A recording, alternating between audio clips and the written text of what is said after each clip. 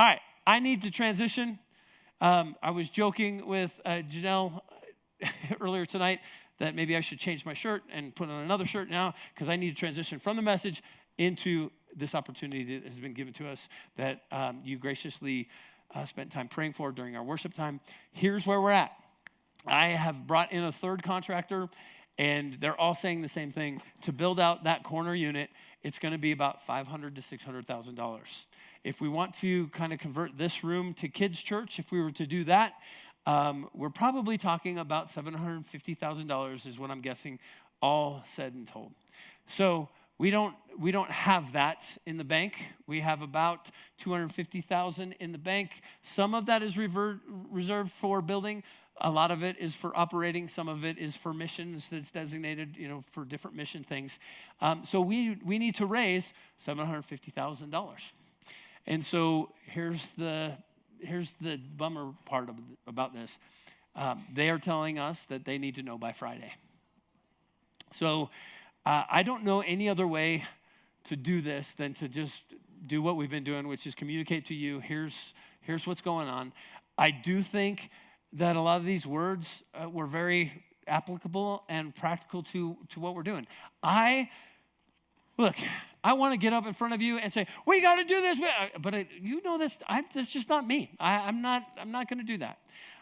With that being said, I would love to do this. You know what I really want to do? I would love to buy this building. But that's probably going to take about $2 million to position ourselves where we could actually make an offer. We have the right of first refusal, as I've communicated to you. And so I don't know if that is feasible, but maybe it is. The second option is to raise the $750,000 and move our sanctuary into that side of the building, make this kind of a really cool kids area, kids section, kids building, and see what God wants to do. It enables us to grow both with the adults and the kids, so that's an option there. Or the other option is if the funds don't come in, we will just keep praying and figure out, okay, what is the next step? So here's what we're going to do, and I'll give you a chance to ask any questions if you want. But Marcus has put a lot of time in this week to put a webpage together. It's right there, pledge.shinechurch.life. You can scan the QR code. And here's what we're going to do. One of three things.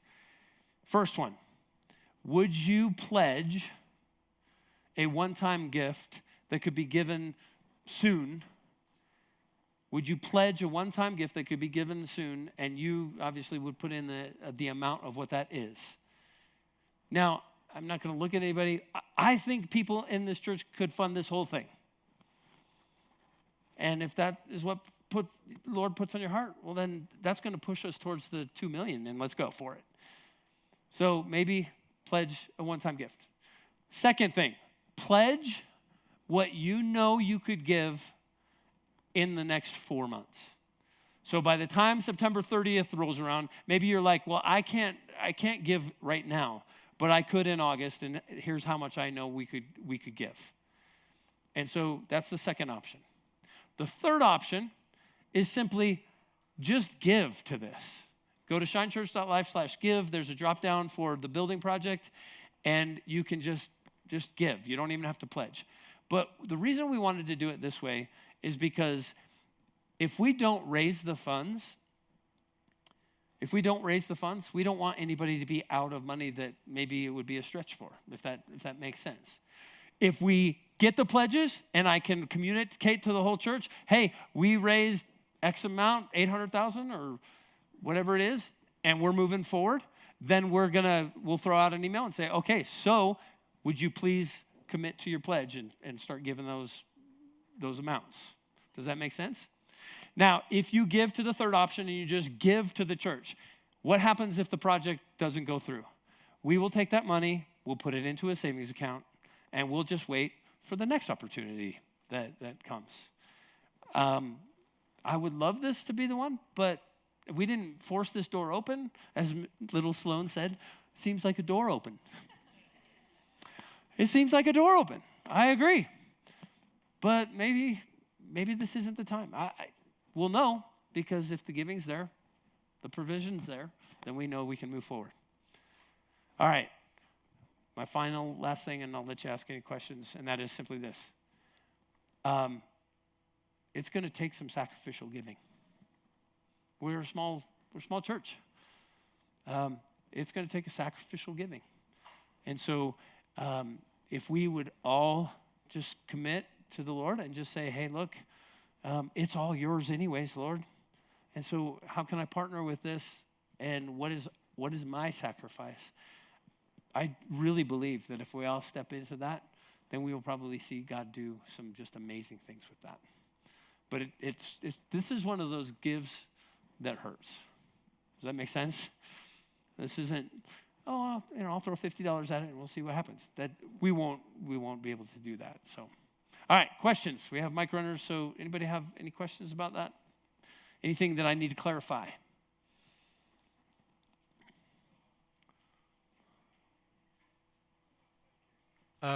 Question, you said, well, we need 750, but if we already have 250, does that mean we only need 450?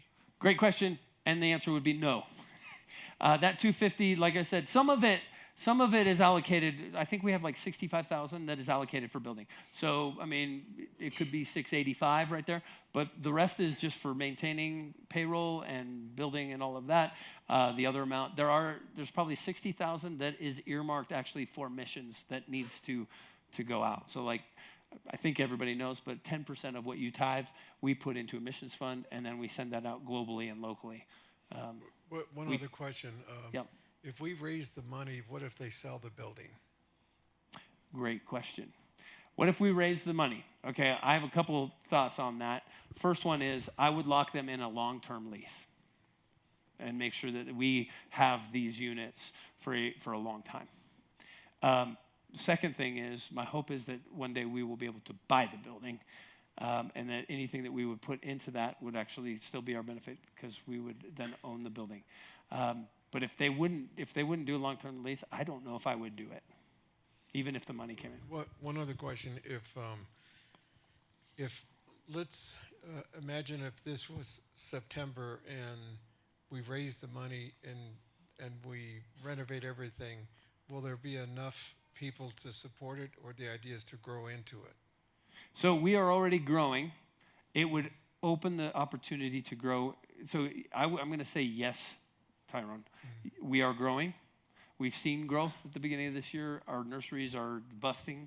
But part of this is stepping out in faith to say that we will grow as well. Great questions.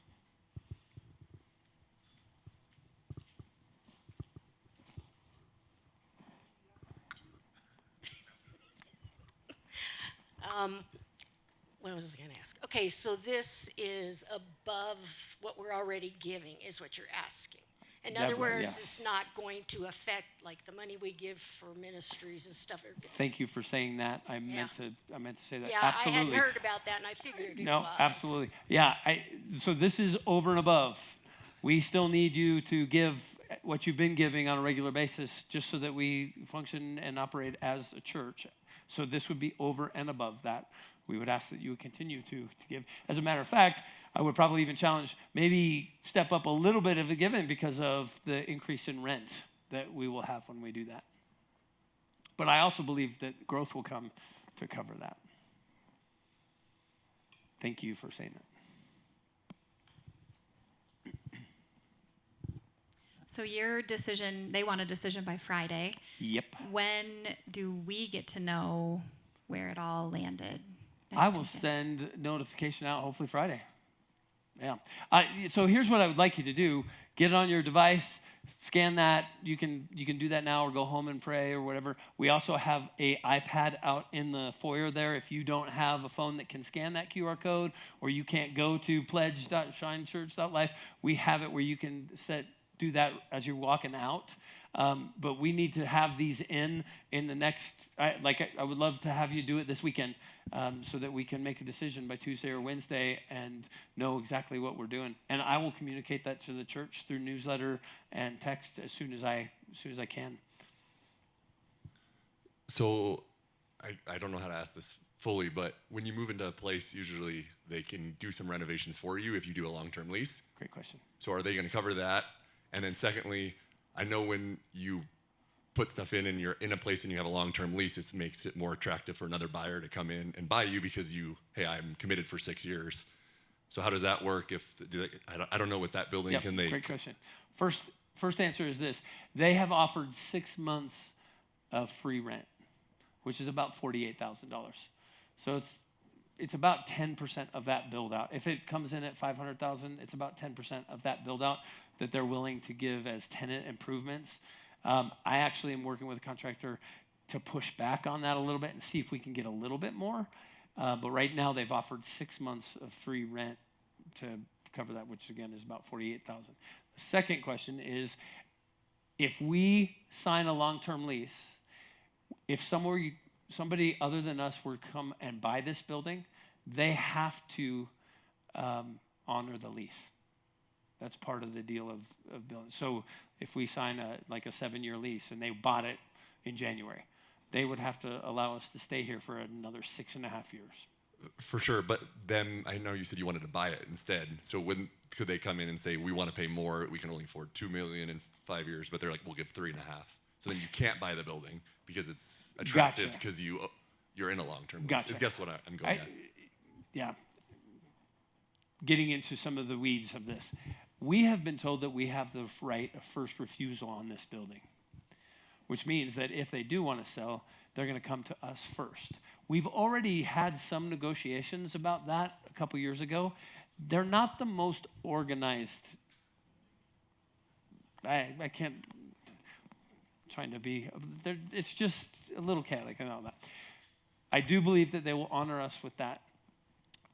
The $2 million deal, I think we would have to get a bank involved at that point and probably get a little bit of a mortgage in midst of that. But that would give us the down payment to actually be able to make an offer, which I do think they would actually, I think they might sell. I don't know that for sure. I can't, yeah. Does that make sense? Did that answer that? Yeah, okay. Other thoughts, other questions? Marcus, Janelle, any of my financial team that are in here? Anything I need to add on that, Deidre? Hey, Dan, when you Yes. say building, what do you mean? The whole thing or this part? Or You mean in the purchase? you say purchasing a building, what do you mean? What are we So talking the about? purchase would be the entire L shape from the laundromat to the corner all the way down to Romo's. Yep. Yep. And that would be the great option because, well, a couple reasons. I'm just giving you if money was no object, dreams, I would love to rip the entire fascia of this building off. Get rid of the towers, move the 70 feel out of it. How about a good parking lot? Get rid of these trees and bushes and put there's dreams, there's things we could do. But yeah, it would be to answer that, it would be the whole, John's got a follow-up to that. Well, I was just going to say that I know that you probably know this too. There's other churches around town that have done got the whole strip mall thing, and they use the other units for Christian nail salons, whatever that means. Christian coffee, I don't know what that means. Martial arts, but they also have all their church stuff. So. Is it not Christian martial arts? Is that? I think that one's okay because my wife's into that. No, I would love. We have lots of space that people are renting, and that would actually cover our mortgage. If not all of it, a majority of our mortgage. That would actually financially be the best possible scenario that we could do. But again, we would need the money, the capital to do that. If you have to go, totally understand. Feel free to just slide out. I missed last week, so I don't know what's going on. I'm trying to catch up, you guys.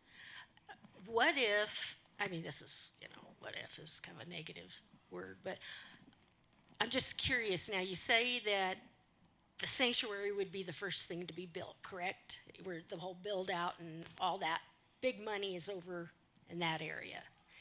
Now, since this is already intact, so to speak, is it possible that we could still use it for the youth, but maybe in a different way until we can afford to maybe build on to that?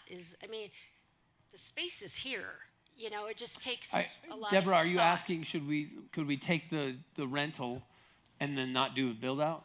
No, I'm saying do the build out, Okay. do what we need. We move over there. And you're saying this is all supposed to be for the kids. Right? Well, really, if you use a lot of imagination with this huge big space and then you've got all the rooms back here, Correct. could Okay, we so let me possibly see if delay I can summarize your question. If only $500,000 came in, would we do it? Yes. I think that would enable us to do that.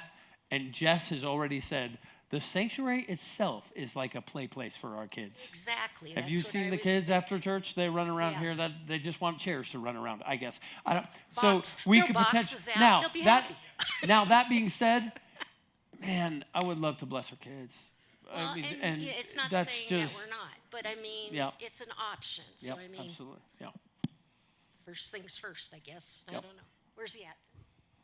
Anybody else? I was just going to say to triple clarify because people were asking. So if you make a pledge on pledge.shinechurch, that money is not coming out of your account Correct. unless you hear from Dan, hey, we're moving forward. Now, you will give. Correct. If you go to shinechurch.life/give and you give to the building fund, then that is coming out of your account. So just to triple clarify that Yep. for any confusion. Yeah. And if we don't end up moving forward, we'll put that in a savings account. Or if you would like it refunded, we'll refund that to you. I just need clarification because we're Yes. just back in town. Yes. So you were saying you could buy the entire shopping center for $2 million? No. No. $2 million would enable us to put a down payment to make an offer. Oh, okay. The building is probably, Deidre, help me out, $5-6 million. Okay. $5 or $6 million for the building. That clarifies it. Yep. All right. That's all I wanted to Thank know. you. And McDonald's is not a part of it. We would not own McDonald's. To some of your disliking at that point. Dang it. No free Big Macs for Shine people. Sorry. Who had the mic? I was just going to make a comment. A couple things. One is I have a business, and because of God's grace and blessing, my business had grown. It's 35 years old, but I started with myself and a secretary, and then I grew from that to a little bigger, then from that to a little bigger, then from that to a little bigger, and then to a building, and then to a big building. And the big building, then my business kind of went south. That had to do with health issues and stuff like that. So I have some experience at that journey, and what I learned is I would have to get a new building only when I was busting at the seams. And that made me feel, I'm very conservative and very cautious. And so only when I was busting at the seams and everybody's crowded like crazy did I get something new. With all that being said, right now, there's so much office space that is totally empty. It's a national crisis. And where my office is now, in Centennial, the buildings all around us and the warehouses are totally empty. Yeah. And they're actually downtown Denver, as a matter of fact. Someone bought for $8.5 million, $600 million worth of real estate, and you got a loan from the city to help them renovate it. So what I'm saying is those are some food for thought. Yeah. So Tyrone, a couple Yes. thoughts that come to mind. In some ways, we are busting. It doesn't look like it in here per se, but a couple weeks ago, we had 10 babies in the sanctuary, and we don't know this for certain, but we think it's because there's so many babies in the room. The parents are starting to feel uncomfortable about actually giving their child in a room where there's 17 other infants in there. So there is a little bit of a busting. We're going to have to do something with kids. Whether this happens or not, we're going to have to do something with kids. When it comes to the real estate and other buildings around, Deidre's looked at different things. Churches are just hard to get in. There's a building right across the way here that has vacant on it, and it's right there. It's a great building. Open ceilings. It would be awesome for a church. It'd be amazing. It has 30 parking lots, spaces. That's it. 30, which by code means that we could have 75 people in that church at any given time. Wow. Because it's 2.5 people per parking space. So it's not even something we can look at. I was just thinking if there was 100 people pledged $1,800 a month, I was doing calculation how to make that I love happen. this guy. If you looked at it like that in real simple fashion, it brings it more doable. This is the figures. If I could just say Yeah, this, yeah. If it came down to that amount monthly, I think we could go hustle and raise the money. Okay. We can talk. Okay. I put it this way. I think there's 50 families probably here. It would take $10,000 per family to get the $500,000. If we can determine that, then we should make that happen. Yeah. Yeah. I like, let's do